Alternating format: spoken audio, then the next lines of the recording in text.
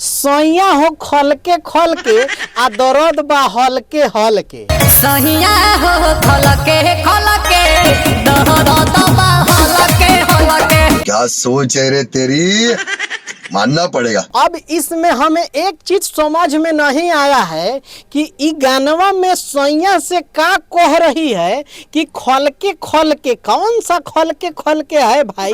आ दर्द बा हलके हलके, मतलब काहे दर्द हो रहा है हल्का हल्का? हमको नहीं पता। ई नया ट्रेंडिंग स्टार नीलकमल सिंह का एगो गाना आया था कुछ दिन पहले, आ ई गानवा का टाइटल जो है दर्द बा हलके हलके है। मजा आया। अब इस गानों में दिखाया गया है, उसी तरह से वीडियो भी बना है कि भौजी को बहुत ज्यादा जो है ना दर्द नहीं है, आ हल्के हल्के दर्द है खलके खलके में।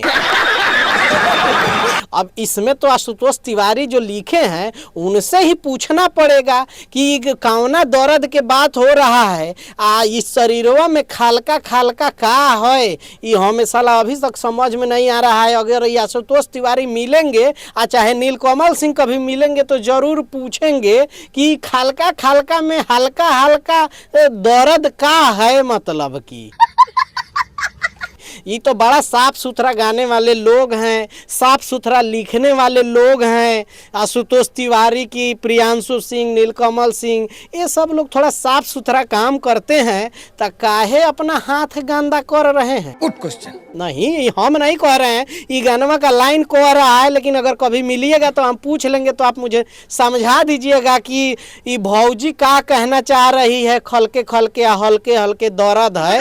ये गानवा को आशुतोष तिवारी जैसा बताए हम कि लिखे हैं, आ प्रियांशु सिंह इसका म्यूजिक दिए हैं। आ गानवा रिलीज हुआ है त्रिमूर्ति म्यूजिक वर्ल्ड से। अच्छा, अब इसमें जाकर देखेंगे तो रक्षा गुप्ता काम की हैं। रक्षा गुप्ता जो हीरोइन है वो इसमें नीलकमल सिंह के अपोजिट में काम की हैं। बड़ा अच्छा विजुलाइज, बड़ा उनका टैलेंट के बारे में क्या कहा जाए, एकदम खूबसूरत तो है ही, और टैलेंट कूट कूट के भरा है। लेकिन गाना भी बड़ा एल्बम की दुनिया है, तो एल्बम की तरह ही चूज की हैं। आ गानवा उन पे बड़ा सूट कर गया है, खलके खलके हल्के हल्के।